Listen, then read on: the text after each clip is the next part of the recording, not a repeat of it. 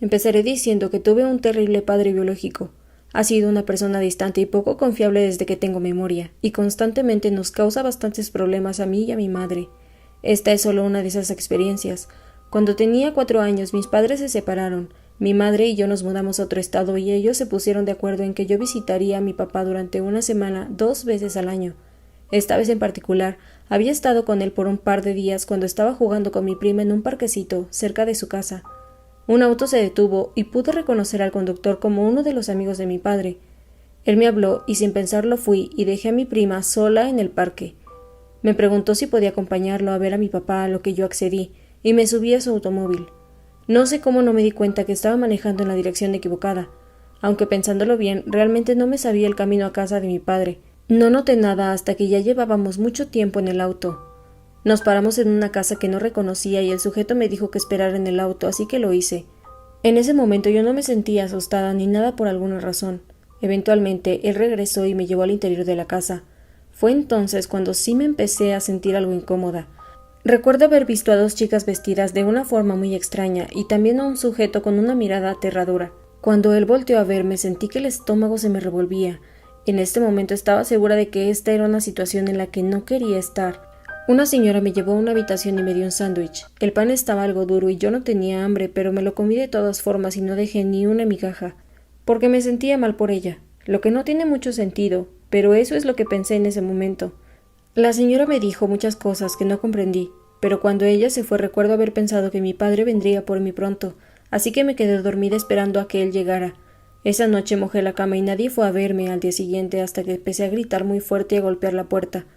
Cuando la señora regresó y me regañó por haber ensuciado su cuarto, yo le pregunté por mi papá y ella me dijo que él iba a venir por mí en la noche cuando saliera de trabajar.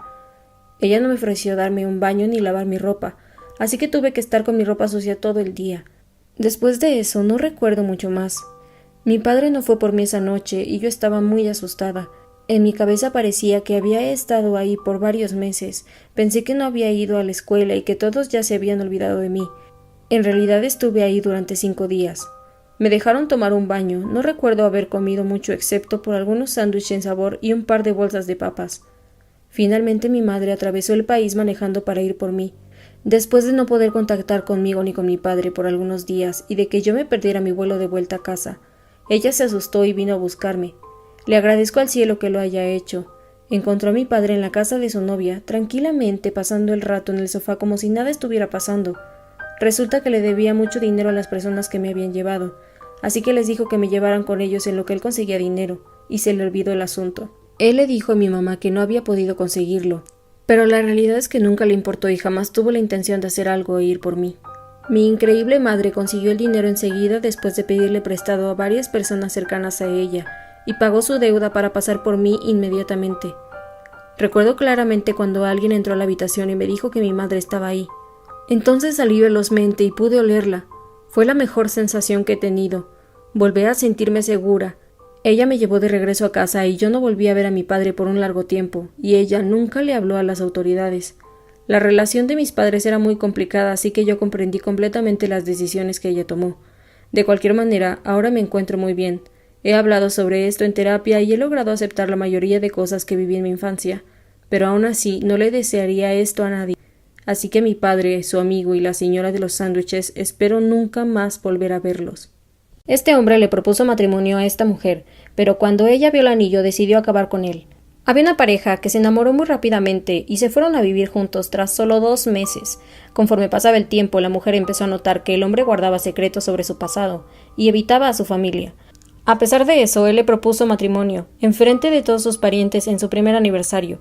Fue entonces cuando ella notó que algo estaba muy mal y decidió terminarlo. Pues resulta que el anillo pertenecía a su hermana menor, que había sido robado en un altercado que resultó en su muerte. Ella decidió invitarlo por una última vez a cenar a su casa, puso algo en su bebida y de esta forma cobró venganza en nombre de su hermana. Por esta razón, siempre debes estar alerta. En el 2017, una anciana que vivía sola creyó ver algo moverse en su patio trasero y se acerca a la ventana para asomarse. Mientras está viendo, una sombra aparece justamente al otro lado del vidrio, parado en su patio trasero. Aterrorizada, mantiene su vista en la ventana mientras le habla a la policía, pero para cuando cuelga, la sombra ya no está. Cuando la policía llegó, la puerta de enfrente estaba abierta. así que entran y encuentran a la anciana todavía parada enfrente de la ventana vigilando. Ellos buscan en el patio trasero, pero no encuentran nada. Cuando vuelven a entrar a revisar la casa, encuentran huellas de zapatos que no podían ser de la anciana en el cuarto en el que ella estaba. Entonces se dieron cuenta de lo que estaba pasando. Ella no estaba viendo una sombra en su patio trasero, estaba viendo el reflejo en la ventana de alguien parado atrás de ella. Eulalia era una enfermera muy guapa, amable y educada. Vivía una vida tranquila hasta que un día llegó al hospital a trabajar el doctor Joaquín. Ella, al verlo, inmediatamente quedó enamorada.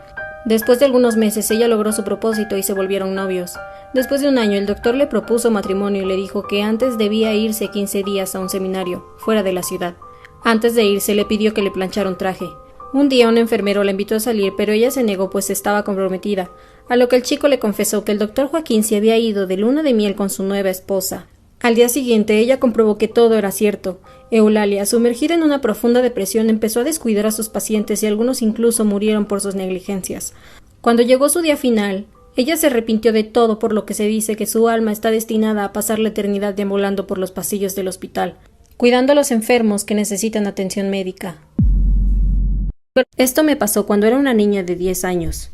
Nunca le he contado esta historia a nadie, ya que según mi cultura no debemos hablar sobre ellos. Si lo haces, ellos desarrollan una atracción hacia ti. Para aclarar, soy nativo americana apache de Arizona y navajo de Nuevo México. Yo ya tenía cierta noción sobre estas criaturas y lo que son. Nosotros los tomamos como muy en serio, y si alguno es visto, incluso la policía de Navajo vendrá a investigar el área. Pero empecemos con la historia de cuando vi uno. Mi familia y yo vivimos en Arizona y de vez en cuando vamos a visitar a nuestros parientes navajo en Albuquerque, Nuevo México.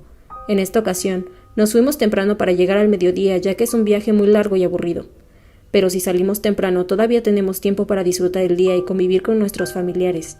Y nosotros los niños nos juntamos y jugamos todo el día hasta que llega la noche. La casa es muy pequeña, así que no todos podemos dormir adentro cómodamente, por lo que algunos de los primos tuvimos la genial idea y gran suerte de que nos dejaran dormir fuera en la vieja tienda de campaña. Ahora es de noche, alrededor de las 8 p.m., así que ya nos estamos preparando para dormir. Pasa un rato y estoy profundamente dormida, pero por alguna razón me despierto repentinamente. Por supuesto, aún estoy cansada y me tallo los ojos mientras bostezo. Cuando termino veo directamente a la entrada de la tienda de campaña y veo una figura iluminada por la luz del patio trasero, parada enfrente de la tienda. Al principio estaba asustada, pero pensé que sería alguno de mis primos tratando de asustarnos. Mientras tenía esto en mente, también pensé en por qué se tomarían tanta molestia en quedarse despiertos hasta tan tarde, solo para tener una pequeña posibilidad de que nos despertemos y los veamos. Mientras esta persona sigue parada fuera de nuestro campamento viendo hacia nosotros, me volteé hacia uno de mis primos que era 2 años mayor que yo para despertarlo y decirle que alguien estaba parado frente a nuestra casa de campaña. Él tiene el sueño súper pesado, pero sigo tratando de despertarlo hasta que finalmente me pregunta: ¿Qué quieres? Le digo que mira la entrada de la tienda y lo hace. Nunca he visto a alguien pasar de estar tan profundamente dormido a entrar en un estado de alerta y pánico extremo tan rápido en mi vida. Él me lanza una mirada de profundo terror y me dice que me calme. Me murmura que es un cambiante de pieles y que necesitamos estar callados. Nos quedamos ahí quietos por tanto tiempo. En mi memoria puedo estar segura de que fue al menos 1 hora cuando nos íbamos a volver a dormir, ya que la criatura no se había movido en ningún momento, y de repente empieza a dar vueltas alrededor de nuestra tienda, a un ritmo tan lento que nos mantuvo despiertos. ¿Recuerdas que te dije que esta era una tienda de campaña vieja? Sí, tenía algunos agujeros. Uno de ellos tenía el tamaño de una moneda de 1 peso. Decidí ser valiente y asomarme por ahí. Mientras daba su cuarta vuelta, me acerqué al hueco para observar a la criatura mientras pasaba. Ella se acercaba, pero mi primo me agarró y me dijo que me volviera a acostar y no hiciera ruido, o nos haría daño. Claro, era una niña pequeña, así que ignoré sus advertencias. Sigo viendo por el hueco, esperando a ver a esta criatura. Cuando paso por el frente del hoyo, lo que vi fue escalofriante. Vi lo que yo creo era un cambiante de pieles, bueno, su mitad inferior y no su rostro. Gracias al cielo. Lo que vi fueron unas piernas cubiertas de tierra y suciedad y un poco de pelaje de animal. Rápidamente me vuelvo a acostar y me escondo bajo mi sábana. Mi primo hace exactamente lo mismo. Esta cosa decide dejar de moverse y volver a vernos fijamente, como si supiera que lo había visto. Y otra vez se queda por mucho tiempo parado frente a la entrada, viendo hacia nosotros. Estuvo demasiado tiempo gastando toda mi energía en estar aterrorizada, que finalmente me quedé dormida. Me desperté temprano alrededor de las 5 de la mañana y decidí revisar afuera de la tienda de campaña para ver si había algún rastro de lo que había sucedido anoche. Y veo huellas descalzas que hacen que mi cuerpo entero sea recorrido por escalofríos. y veo que las huellas dan vueltas alrededor de la tienda donde dormíamos. Esto me dejó en shock, ya que me di cuenta que lo que había visto anoche era real, y no se trataba solamente de un mal sueño. Mientras investigo las huellas, noto que se empiezan a alejar de nuestra tienda de campaña, hacia unas colinas rocosas que se encontraban cerca de donde nos estábamos quedando. Seguí las huellas hacia allá aproximadamente unos 300 metros. De pronto algo extraño y aterrador comenzó a suceder. Las huellas empezaron a cambiar de ser 2 huellas de pies y se convirtieron en 2 pares de huellas, unas de manos y unas de pies, lo que se me hizo extremadamente bizarro, ya que nadie haría eso. Mientras seguía la pista y me adentraba más en el bosque, las huellas empezaban a volver más y más pequeñas. Fue entonces que empecé a asustarme de nuevo. Entonces súbitamente las huellas cambiaron a ser como de las patas de un coyote. Entonces paré y volví a casa, primero caminando rápido, pero luego empecé a correr con todas mis fuerzas. Cuando llegué me senté en la entrada de la casa para tranquilizarme mientras contemplaba si debía contarle esto a mi familia, pero no pensé que me creerían, así que al final no se lo dije a nadie, ni siquiera a mi primo, ya que sonaba completamente increíble y parecía la clase de cosa que un niño diría para llamar la atención. Bueno, esa es mi historia. Nunca vayas a la reserva Navajo para ir a buscar estas criaturas porque ciertamente las encontrarás. Nosotros tomamos estas criaturas muy en serio y hacemos todo lo posible por no hablar sobre ellas. Y aunque yo rompí este código, solo quería advertirte sobre este peligro. Quien sea que esté escuchando esta historia, eres la primera persona en escuchar esto. Tengo algunas historias más para contarte, pero este es por lejos lo más aterrador que me ha sucedido. Cuando tenía 14 años, me solía pasar los días de verano en casa, en un pueblo pequeño donde vivía con mi familia. Esto significaba que solía pasar mis días sola mientras mis padres trabajaban. Yo solía ver la tele o jugar los Sims la mayor parte del tiempo. Mis padres solían estar fuera de la casa desde las 8 de la mañana hasta las 5 de la tarde. Ellos me enseñaron a nunca abrirle la puerta a desconocidos, pero como me la solía pasar sentada en la sala, el sillón estaba muy cerca de la ventana de todos modos, así que siempre podía ver a las personas que pasaban por ahí, y ellos podían verme a mí también, supongo. Un día estaba sentada en la sala viendo Coraje el perro cobarde, mi caricatura favorita, cuando vi que un hombre iba caminando cerca. Como nuestra calle no tiene salida, normalmente reconozco a todas las personas que suelen caminar por aquí, pero con certeza podía decir que a él nunca lo había visto en mi vida. Era un hombre alto y delgado con la barba larga, y llevaba una sudadera con el gorro puesto y las mangas alzadas, lo que revelaba sus brazos llenos de tatuajes. E iba cargando una maleta grande, de esas que se suelen llevar al gimnasio, y observando detenidamente cada casa por la que él iba pasando. Mientras yo estaba sentada observándolo, podía darme cuenta de que yo también me encontraba completamente en su visión. Entonces empezó a caminar por nuestra casa, y cuando me vio me sonrió y se acercó a la puerta para tocar. Sé que yo no debía responder la puerta a alguien que no conocía, pero él ya me había visto y a los 14 años me aterraba la idea de ser grosera con un adulto. Así que obedientemente fui y abrí la puerta solo un poco, sin quitar la cadena de seguridad. Me asomé y lo saludo. Mientras él hablaba, sacó su maleta y me preguntó si mis padres estaban en casa. En ese momento supuse que probablemente se iría si le decía que no. Pero en vez de eso, se acercó a la puerta y abrió su maleta. E inmediatamente me dijo: bueno, la cosa es que acabo de salir de prisión y quiero hacer lo correcto, ¿sabes? Es muy difícil encontrar empleo, así que estoy tratando de vender algunas cosas. Entonces empezó a sacar toallas y otras cosas sin sentido de la bolsa. La palabra prisión me puso los nervios de punta, así que rápidamente tartamudeé algo sobre no tener dinero y cerré la puerta. Él se quedó parado ahí por un minuto mientras me seguía diciendo algo sobre si lo podía ayudar, así que me fui al piso de arriba a esperar a que él se fuera. Cuando ya se había ido, volví a bajar a ver la tele y no le di más importancia. Mis padres llegaron a las 5 y se pusieron a ver la tele, así que me subí a mi cuarto. Un poco después, alguien tocó la puerta, así que me acerqué a escuchar quién era mientras mi madre abría. Eran 2 oficiales de policía. Preguntaron si alguien había venido a nuestra casa ese día. En ese momento recordé mi visita de antes, entonces bajé las escaleras y dije que alguien había venido a nuestra casa más temprano. Como vieron que era joven, ellos pidieron permiso para entrar a la casa y hablar conmigo. Me pidieron que describiera al hombre y la conversación que tuve con él. Se veían muy preocupados, pero me seguían diciendo que no me preocupara y que todo estaba bien, y que fuera honesta sobre lo que pasó. Una vez que se los dije, pidieron hablar con mis padres, me agradecieron y se fueron. Enseguida fui con mis padres a preguntarles qué estaba pasando. Mi mamá me dijo que después de irse de aquí, el sujeto se había ido a la casa de otra chica que se encontraba en la ducha y no atendió a la puerta cuando él tocó. Al parecer, él se invitó a sí mismo dentro y subió las escaleras, cuando la encontró en la ducha y la atacó. Con mi descripción y la evidencia del cuerpo de la chica lograron encontrar al sujeto. Resulta que acababa de ser liberado de prisión por un ataque similar a la chica de la ducha. Después de eso, nunca contesto a la puerta cuando estoy sola y tampoco me baño si no hay nadie más en la casa. Nací en Carolina del Norte con una familia encantadora. No éramos ricos, pero nunca tuvimos problemas por el dinero y mis padres siempre tenían tiempo para nosotras. Tenía un hermano un año mayor que yo y mientras crecíamos éramos inseparables, las mejores amigas. Compartíamos habitación, nos gustaban las mismas cosas e incluso inventamos nuestro propio lenguaje secreto. Cuando llegó mi último año de prepa, mi hermana decidió tomar un año sabático para esperarme y que así nos fuéramos juntas a la universidad. Ella en verdad era la mejor hermana. Durante ese tiempo, ella tomó un empleo en un pequeño cine de nuestra ciudad. Al principio todo seguía normal, pero fue ahí donde conoció a un chico llamado Daniel. Al poco tiempo, ellos empezaron a salir, por lo que ella cada vez tenía menos tiempo para mí. Lo cual en realidad no me molestó, ya que yo estaba bastante ocupada con todos los temas de mi último año de prepa, como la graduación, mis calificaciones y buscar universidad, con respecto a la carrera que yo quería estudiar. No tenía ningún problema, ya que siempre supe que quería ser abogada. En todo caso, ya solo convivía con mi hermana ocasionalmente cuando ella invitaba a su novio a ver películas con nosotras en la casa. Él siempre me cayó bien, así que nunca tuvimos ningún problema. Pero un día mi hermana no llegó a casa después del trabajo, por lo que todos nos preocupamos y tratamos de comunicarnos con ella.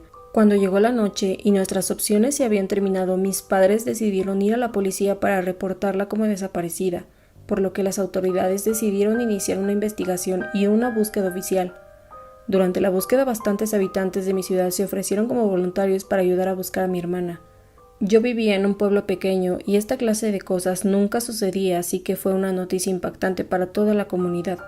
Después de varios meses de búsqueda y no encontrar ningún rastro de mi hermana o alguna pista sobre su desaparición, la policía decidió cerrar la investigación, y mi familia y yo enterramos un ataúd vacío, en una lápida con su nombre.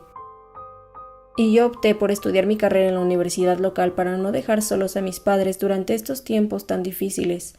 Durante el funeral volví a ver a Daniel, el novio de mi hermana. Pude notar en él la misma tristeza que yo sentía.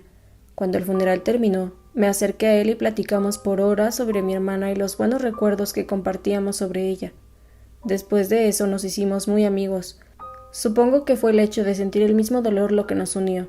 Después de algunos meses decidimos empezar a salir y curiosamente a mis padres no se les hizo raro que estuviera saliendo con él y nunca tuvieron ningún problema al respecto. Todo era genial. Nunca había sido tan feliz, estaba locamente enamorada, tanto que no podía pensar en otra cosa. Daniel era el chico perfecto y yo estaba segura de que él era el indicado.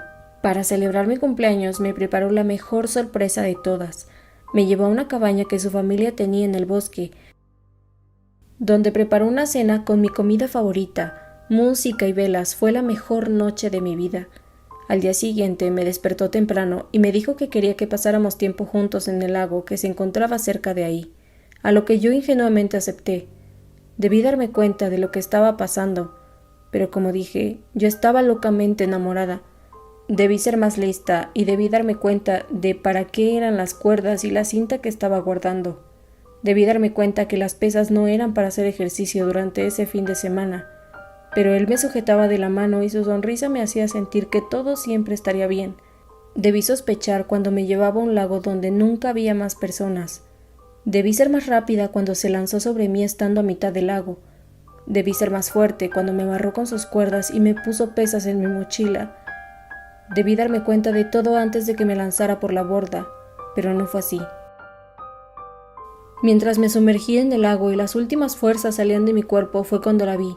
En el fondo del lago estaba ella, debajo de mí. Su cara estaba hinchada por el tiempo que llevaba ahí. Pero no había ninguna duda, era ella, era mi hermana, y mientras lentamente el último respiro que había en mis pulmones se iba agotando, un solo pensamiento estaba plasmado en mi mente, en lo más profundo de mi sentir. Una pregunta era lo que ardía en mi mente moribunda y en los últimos segundos de mi existencia no pude evitar cuestionarme. ¿Cómo lo supo? ¿Cómo supo que fue aquí donde arrojé el cuerpo de mi hermana? El 16 de febrero del 2009, alrededor de las 3:40 de la tarde, un chimpancé adulto llamado Travis, quien había sido una mascota muy amada y consentida por varios años, perdió la cordura y atacó ferozmente a una mujer de 55 años. Este ataque continuó hasta que la policía llegó y acabó con la vida de Travis. La causa de este violento ataque permanecerá por siempre siendo un misterio. Travis nació en un santuario para chimpancés en Missouri, el 21 de octubre de 1995. A temprana edad fue adoptado por Sandra y Jerome Herold, quien lo nombraron como su cantante favorito, Travis Tritt. Ellos lo criaron en su hogar con mucho amor. Él solía acompañarlos en los viajes al trabajo o de compras y posaba para fotos en su camioneta. Todo el pueblo lo conocía y lo quería, incluso era bastante apreciado por la policía local, que lo veían como una adorable mascota. Incluso algunos de los vecinos solían jugar con él y comentan que Travis era muy cuidadoso al jugar y sabía cuándo debía parar y podía seguir instrucciones mejor que la mayoría de niños pequeños. Travis sabía vestirse, regar las plantas, alimentar a los caballos, podía beber agua de un vaso, usar llaves para abrir las puertas e incluso usar la computadora. Solía ver la televisión y podía cambiar canales, también llegó a manejar un par de veces. De hecho, Travis era tan bien comportado y capaz que llegó a ser protagonista en varios comerciales para grandes marcas. Solo tuvo un par de incidentes en su larga vida de comportamiento impecable. Por ejemplo, en el 2003 iba en el carro cuando fue golpeado por un objeto que fue arrojado por un peatón. El chimpancé salió del automóvil y persiguió al individuo, quien huyó del lugar, acto completamente entendible al ser perseguido por un chimpancé furioso de más de 100 kilos. Le hablaron a la policía, quienes trataron de meter a Travis de regreso al automóvil con galletas y otros obsequios por varias horas. Pero él solo siguió dando vueltas hasta cansarse y fue entonces cuando lo pudieron someter con un dardo tranquilizante, aunque nadie salió herido. Este incidente provocó que las regulaciones fueran un poco más estrictas y ahora quien quisiera tener un animal exótico tendría que solicitar un permiso. Pero a la familia de Travis no se lo pidieron ya que habían estado juntos durante mucho tiempo. Aparte de esto, una mujer que vivía en la misma zona dice que Travis la mordió y que trató de meterla por la fuerza al interior de un automóvil en 1996. Y aunque esto parecía algo serio, no se pudieron encontrar registros oficiales del tema, a pesar de que la mujer comenta haberlo reportado a la policía. A pesar de estos incidentes, Travis era considerado por toda la comunidad como inofensivo, bien portado y encantador. Pero todo esto cambiaría el 16 de febrero del 2009. Para esta fecha, tristemente, Jerome Herold había fallecido y el negocio familiar era manejado por Sandra Herold de 70 años, quien era asistida por su empleada y amiga Carla Nash. Quien atendía el negocio, cuidaba a Travis y ayudaba a Sandra con sus asuntos personales. En este día, Travis había tomado las llaves del auto de Sandra y salió de casa, por lo que ella le llamó a Carla para que viniera a ayudarla a hacer que Travis volviera a entrar a la casa. Carla conocía muy bien al animal, así que tomó uno de sus juguetes favoritos y se dirigió hacia su casa. En el momento en el que Travis posó sus ojos sobre ella, lanzó un feroz ataque, mordiendo y desgarrando su rostro y manos en contra del musculoso animal de 200 kilos. Carla no tenía ninguna oportunidad, estaba completamente indefensa. Sandra hizo lo mejor que pudo para salvar a su amiga, agarró una pala y lo golpeó por la espalda, luego le clavó un cuchillo de cocina, acto que le causó un gran estrés emocional. Travis había sido una mascota amada y miembro de su familia por más de 10 años. Hacer eso fue más doloroso que si se lo hubiera hecho ella misma, comentó Sandra. A pesar de esto, el ataque no paró y el animal continuó como si nada. Entonces Sandra llamó al 911 y le dijo al operador lo que estaba sucediendo. Aquí les dejo un pedazo de llamada donde se puede escuchar de fondo los gritos maníacos de Travis. Oh, this is Sandy. 231 Rock Crimmon Road. What's the Send problem? the police. Send the police. What's the problem there? The chip. My friend. What's the problem with your friend? Oh, please. What's the problem with your friend? I need to know. Send the police up with a. Hurry Who up. has Please hurry up. He's my girlfriend. What is the problem?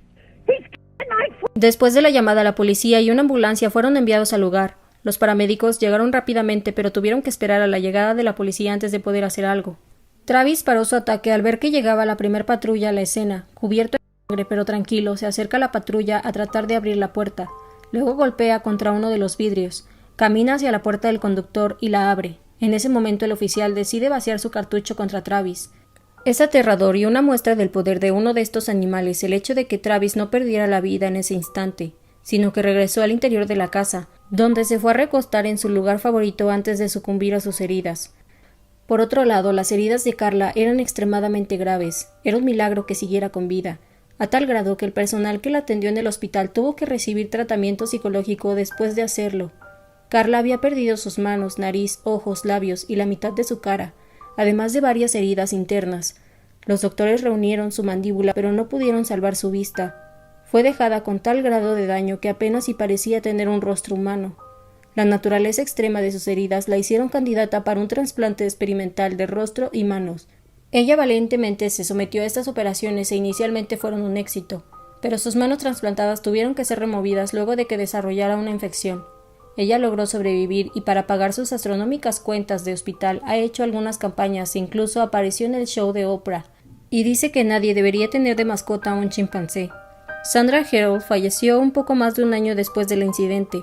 Su salud se vio afectada enormemente por el estrés que este ataque causó en su vida, lo que nos deja solo con el misterio del por qué Travis hizo lo que hizo, a lo que pudo haber varios factores que contribuyeron. En el día del ataque, por ejemplo, Carla tenía un nuevo estilo de cabello, lo que la pudo haber vuelto irreconocible para el animal. Ver a un completo desconocido con su juguete favorito pudo haber provocado esta reacción. Además, durante las investigaciones se descubrió que Sandra le había dado al chimpancé un medicamento relajante para humanos en la mañana del día del ataque, en un intento para calmarlo, aunque este medicamento podía causar efectos secundarios como alucinaciones, agresividad y furia. Mientras que todo esto pudo haber sido un factor en el escalofriante ataque de Travis, también hay que tener en cuenta el simple hecho de que este era un animal salvaje, y siempre lo sería, y por más que llegara a aparecer y ser tratado como un humano, nunca lo sería, y ningún humano lograría llegar a conocerlo o entenderlo completamente, y tratar con una criatura salvaje de tal tamaño y poder como si fuera una mascota, siempre fue y será algo de extremo peligro. Esto sucedió en el otoño del 93, cuando yo tenía 20 años. Fue antes de que yo entrara a la universidad y estaba trabajando en el turno de la noche en una fábrica de plásticos. Yo era la única mujer en el departamento, y mis compañeros al principio pensaban que yo no podría con el trabajo, pero probé mi valor y me gané su respeto. Era trabajo pesado, pero por el lado positivo estaba en un gran momento, mejorando mis capacidades físicas y acababa de terminar con el abuso de mi novio. Él me mataba física y psicológicamente. Probablemente esta sea la razón por la que terminé en esta situación. Acababa de salir del trabajo, eran la 1:30 de la mañana y mi carro ya estaba en la reserva, así que me paré en una gasolinera a recargar el tanque. Mientras lo hacía, una mujer más o menos de mi edad se me aproximó. Se veía nerviosa y asustada. Me platicó que había estado en casa de su novio y que habían tenido una pelea, que caminó hacia la gasolinera para usar el teléfono y pedirle a una amiga que pasara por ella. Durante este trayecto un carro se había parado junto a ella y los chicos que venían en él empezaron a decir cosas e intimidarla. Luego con su cabeza me señaló hacia un carro que estaba parado cerca de la gasolinera, junto a un basurero. Vi un carro grande y verde claro con al menos 2 o 3 figuras dentro. Me dijo que la habían amenazado y que tenía miedo de llamar a su amiga y esperar. Ella estaba limpia, bien vestida y no parecía estar mintiendo. Solo se le veía realmente nerviosa y asustada, así que no dudé. Terminé de llenar mi tanque y le dije que se subiera al carro y que le daría un ride a su casa. A esa hora, entre semana, no había nada de tráfico, así que enseguida le pregunté dónde vivía. Ella seguía volteando para ver si el carro estaba detrás de nosotros.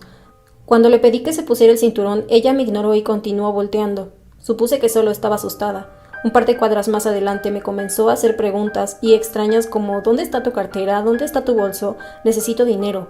Mi estómago se revolvió. Solo podía pensar, tengo a esta mujer dentro de mi auto y ahora me va a robar. Pero eso no tenía mucho sentido. Yo manejaba un auto viejo y descuidado y todavía traía puesta mi ropa sucia de trabajo. No parecía una persona con mucho dinero, principalmente porque no lo era. Entonces se voltea una vez más y empieza a gritar, ¡ahí están, ahí están! Ya no parecía estar asustada en absoluto. Checo el retrovisor y allí estaba el carro verde claro detrás de nosotras. Ella empezó a saltar y a balancearse de un lado a otro en su asiento. Ya valiste, mis amigos están aquí, estás acabada. Y empieza a reírse como loca y abre mi guantera buscando mi cartera o mi dinero, mientras me dice todo lo que planean hacer conmigo. Si hubiera sido lista, simplemente hubiera conducido hacia la estación de policía. De hecho, si hubiera sido realmente lista, hubiera llamado a la policía desde la gasolinera, y ahí hubiera esperado a que llegaran. Desafortunadamente, nada de esto pasó por mi mente hasta después. En ese momento solamente me molesté realmente mucho y pensé en 3 cosas clave. 1. De frente había una intersección con autos esperando a pasar de ambos lados y el semáforo se acababa de poner en amarillo. 2. Tenía un martillo en el compartimento de mi puerta que suelo usar en el trabajo. Y número 3. Esta mujer todavía no se había puesto su cinturón de seguridad. Reaccioné rápido, no lo pensé más. Pisé a fondo y crucé la intersección justo antes de que se pusiera en rojo. Volteo para ver si el carro verde seguía detrás de mí, pero el tráfico de la intersección se había empezado a mover.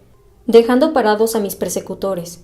La tipa empieza a gritar y yo piso el freno al fondo con todas mis fuerzas y solo escucho un satisfactorio crack, mientras ella golpea contra el parabrisas. Cuando rebota contra su asiento de nuevo, yo ya tenía mi martillo en la mano y empiezo a gritarle como loca. No recuerdo exactamente qué fue lo que le dije, pero debió ser algo como que no sabía con quién se estaba metiendo. Y que se bajara de mi carro antes de que algo realmente malo le sucediera. Mis gritos de desesperación y el martillo que tenía en mano realmente funcionaron. Ella rápidamente se volteó hacia la puerta para abrirla y la empecé a empujar para que se saliera de mi vehículo lo más rápido posible. Luego pisé el acelerador y me fui inmediatamente de ahí. Debo haber manejado al menos medio kilómetro con mi puerta de pasajeros todavía abierta.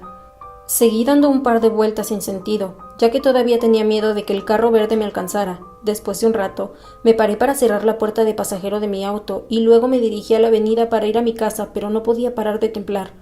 Así que me paré en una estación de servicio para calmarme y luego manejé a casa.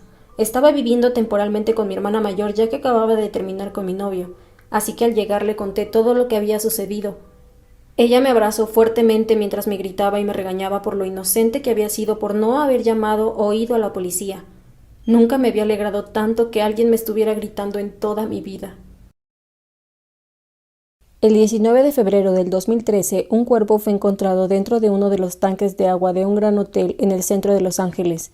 Era el cuerpo de Lisa Lam, una estudiante canadiense de la Universidad de Columbia, quien había sido reportada como desaparecida a principios de ese mes, lo que dio inicio a una investigación que rápidamente reveló un conjunto de situaciones extrañas, que rápidamente captaron la imaginación de los curiosos de Internet y desató varias teorías de conspiración hasta el día de hoy. Elisa llegó a Los Ángeles un sábado 26 de enero del año 2013. Había viajado desde San Diego por tren para quedarse unos días en la ciudad y luego continuar por su viaje solitario por la costa oeste de Estados Unidos, que estaba tomando como un descanso de sus estudios en la universidad. Mientras estaba en Los Ángeles, ella visitó el zoológico y publicó varias fotos en sus redes sociales, donde se le veía feliz, segura y disfrutando de sus vacaciones.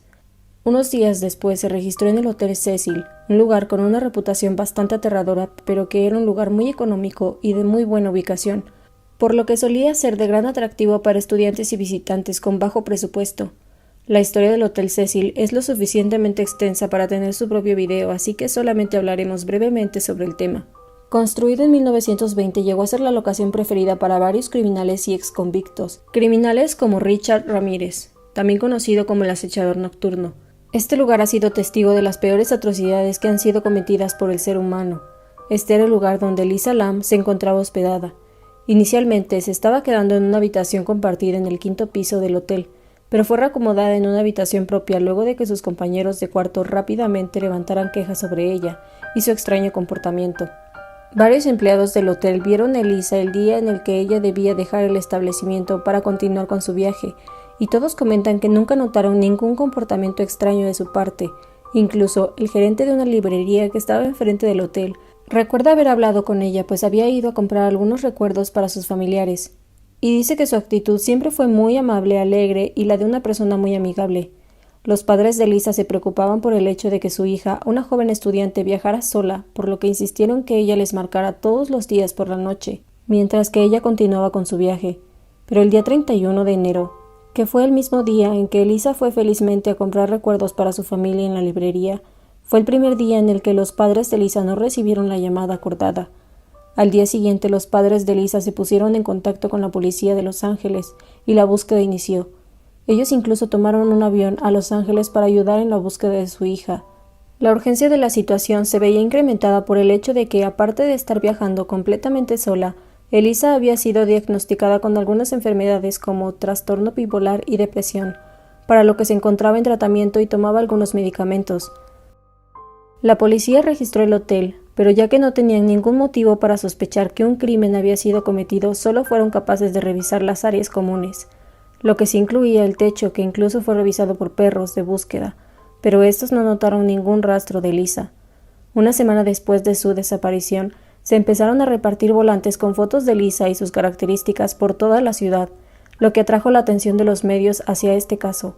Una semana después de eso, la policía hizo pública una grabación de la cámara de seguridad de uno de los elevadores del Hotel Cecil, el cual mostraba a Elisa el día de su desaparición y su extraño comportamiento durante el video. Atrajo la atención del mundo entero. Podemos ver a Elisa entrar en el elevador, presionar varios botones en el panel de control y luego pararse en una esquina. Cuando las puertas no cierran, ella se acerca a ellas, asoma su cabeza y voltea a mirar hacia ambos lados del pasillo, antes de regresar al interior del elevador y apoyar su espalda en contra del panel de control y hacia una esquina, mientras las puertas del elevador permanecen abiertas, como si estuviera escondiéndose de algo. Este extraño comportamiento continúa por varios minutos, con Elisa saliendo y entrando al elevador varias veces para asomarse a ambos lados del pasillo, luego para continuar presionando más botones, cubriendo sus orejas por un momento y luego gesticulando como si se encontrara hablando con alguien que no podemos ver en la grabación. Lo más extraño es que la puerta del elevador nunca se cierra durante todo este tiempo. Incluso cuando Elisa se queda parada dentro del elevador por varios minutos, la puerta continúa abierta. Es únicamente hasta que Elisa se retira del lugar que la puerta inmediatamente se cierra. Las imágenes de esta grabación han sido interpretadas de diversas maneras. Algunas personas dicen que Lisa se encuentra claramente asustada y que está tratando de subirse al elevador para huir de alguien que la está persiguiendo. Otras personas piensan que ella se encuentra jugando algo parecido al escondite con alguien que se encuentra en los pasillos, fuera del elevador. Y la teoría de la mayoría dicen que Lisa se encontraba a mitad de un brote psicótico y que estaba experimentando cosas que solo ella podía ver y oír. Cual fuera el caso, mientras que esta grabación levantaba bastantes preguntas, no brindó ninguna respuesta. Algunos días más tarde, los huéspedes del hotel comenzaron a quejarse sobre la baja presión del agua en las habitaciones, y también por el hecho de que el agua olía mal y llegaba a salir negra en ocasiones. Algunos huéspedes incluso llegaron a decir que el agua tenía mal sabor, ya que en este lugar se suele beber el agua directamente del grifo. En la mañana del 19 de febrero, un empleado de mantenimiento del hotel fue a revisar los tanques de agua que se encontraban en el techo del edificio, y al abrir la compuerta del tercer tanque descubrió el cuerpo de Elisa Lam. También fue descubierto el atuendo que Elisa tenía puesto en la grabación del elevador. Probablemente nunca sabremos lo que sucedió en el tiempo que transcurrió desde que ella fue grabada en el ascensor del elevador hasta que terminó en el tanque de agua en el techo del hotel. Lo único que se ha podido hacer es especular al respecto, y han surgido bastantes teorías de conspiraciones e incluso de sucesos paranormales. Todo esto a causa de que hay varias circunstancias definitivamente extrañas sobre los eventos transcurridos el día de su muerte. Por ejemplo, el hecho de que la escotilla de los tanques de agua debió ser imposible de abrir, ya que ésta pesaba varias decenas de kilos y se necesitaría herramientas especiales para poder acceder a uno de estos. Además de que la escotilla se encontraba cerrada el día que el empleado de mantenimiento fue a revisar la inspección, y habría resultado imposible que ella la cerrase desde el interior del tanque. También está el hecho de que ella no debió ser capaz de subir al techo del edificio sin que nadie se diera cuenta, ya que solo existía dos posibles rutas de acceso, una por la cual tendría que pasar por una puerta que cuenta con una alarma de incendio y hubiera sido escuchada por todo el edificio y solo los bomberos son capaces de desactivarla, y la otra por medio de las escaleras de incendios, que se encuentra al exterior del edificio, pero si se hubiera subido por estas, habría pasado por decenas de habitaciones, y alguien tendría que haberla visto, sin mencionar a los cientos de transeúntes que recorren las calles de Los Ángeles. Una cosa más que las personas marcan como un suceso extraño es el hecho de que varios días después de su desaparición, se realizaron varias publicaciones en algunas de sus redes sociales, y una de las teorías más populares nace gracias a la grabación del ascensor, donde se ve a Elisa inicialmente pulsando el botón del cuarto piso en el ascensor, y luego seguir el mismo orden que un ritual de Corea del Sur que es realizado para pasar a otra dimensión. Si bien todos estos sucesos han dado lugar a varias teorías y a mucha duda, una cosa es cierta, y es el hecho de que hasta el día de hoy nadie ha logrado descifrar a ciencia cierta qué es lo que le sucedió a Elisa Lam durante sus últimas horas de vida.